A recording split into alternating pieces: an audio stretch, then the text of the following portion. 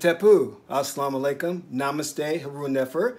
This is Kasakma Keperu with another broadcast for you.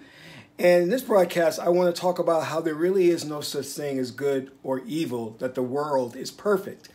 But before I go into that subject matter, I want you to hit the like button at the bottom here and subscribe to my channel if this is your first time watching.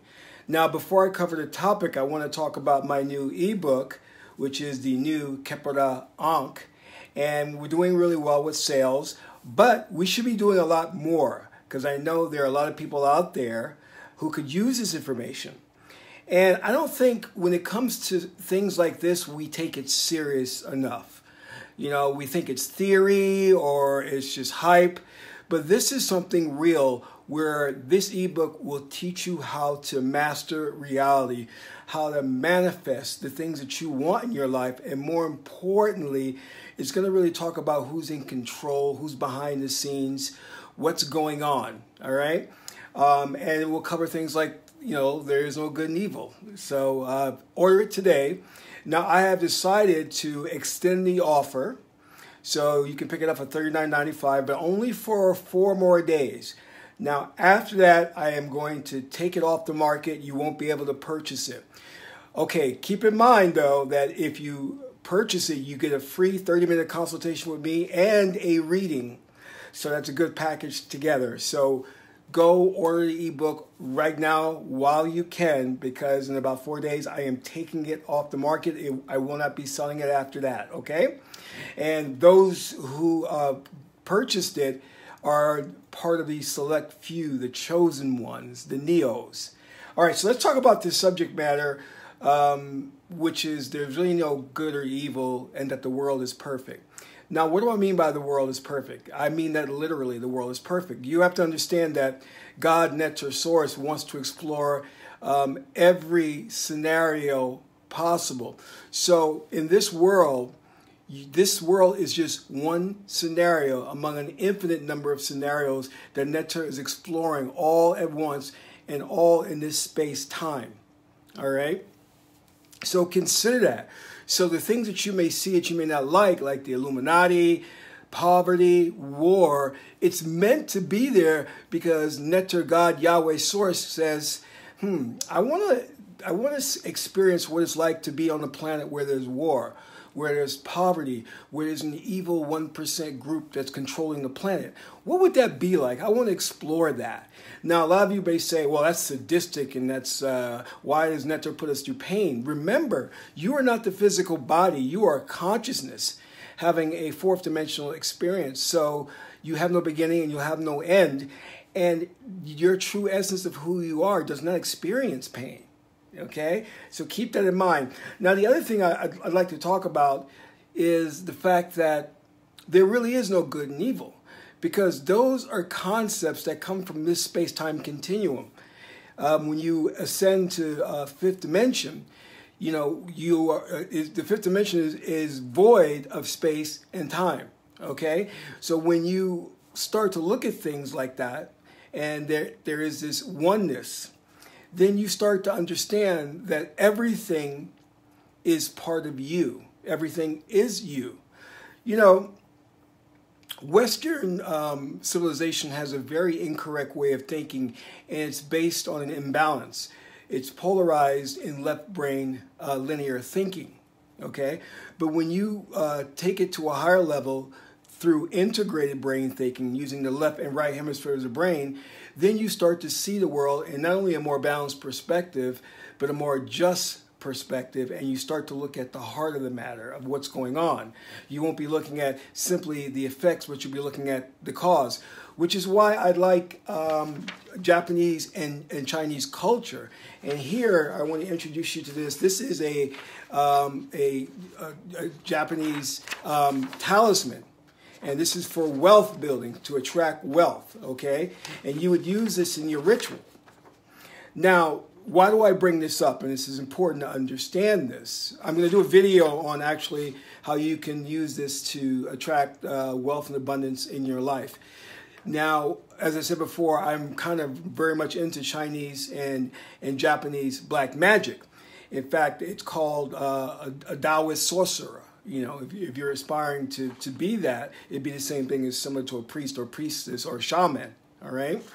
And Taoism celebrates opposites. So they work from a cosmological framework similar to the ancient Kamau or Kemetic people or Egyptians. So in the story of Asar and Aset, remember that Heru, when he won the battle against Set, he didn't kill Set. He cast him to the underworld because he understood there was a place for Set, even though Set was evil. Well, when we study things like the I-Ching, the Chinese Book of Changes, is a fantastic oracle. You start, especially the Chinese Bagua, which is their astrological system, you start to realize that there is a place for everything and everything in its place. So you stop seeing things as contradictory and opposite. Among the conspiracy theorists, they talk about encountering different beings or intelligences. They call these things the precognitive sentient intelligence. And some of them theorize that they're evil. In fact, I was watching a channel where this woman, she was into spirituality, talked about this spirit, or what I guess she coined it, a demon or some sort that was evil, and it was giving her very negative energy, and she didn't want to work with it or do any rituals with it. Well, you have to understand that nothing can oppose you because everything is you. It emanates from you because really you are source. You are consciousness. You are the collective consciousness, okay? You have to keep that in mind and understand that. When I was working with manifesting a new reality, one of the things that happened, which was most extraordinary, was that another aspect of myself contacted me. That aspect was living in a parallel world, and it reached out to contact me, to open up communication. Now that was very surprising and interesting because I didn't know that could happen. But remember, you're not dealing with linear space-time, okay? So that is what we have to keep in mind. When you're seeing these apparitions, these spirits, these things which you want to name or attach a label to it as evil, remember, those are aspects of you that exist simultaneously. Because remember, Netter, God, is having this experience. It's an infinite number of experiences embodying an infinite number of different characters, like in a movie, all at once, simultaneously. Because, again, there is the fifth dimension where there is no space, no time. So everything is collapsed into what I call is a singularity. When you start to understand this and realize that this spirit, which you may think or incorrectly label as evil, is really an aspect of you existing in a different space-time continuum that is reaching out to you, contacting you. And others who may be UFO abductees, saying that they had this negative experience with the Greys, understand that the Greys are you. They're different aspects of you existing in different realms, but reaching out here and making contact with you, okay? Because remember, you're consciousness, you're not the physical Geb body. If you understand that, then you'll realize that there's no such thing as race. There's only consciousness experiencing itself, interacting with itself. And the only thing real is the experience. If we were to understand this and to really apply this, it could end wars, and we could take ourselves to a far better place than where we're at now. And we would come to an understanding is what I do to you, I really do to myself. Because there is no individuality.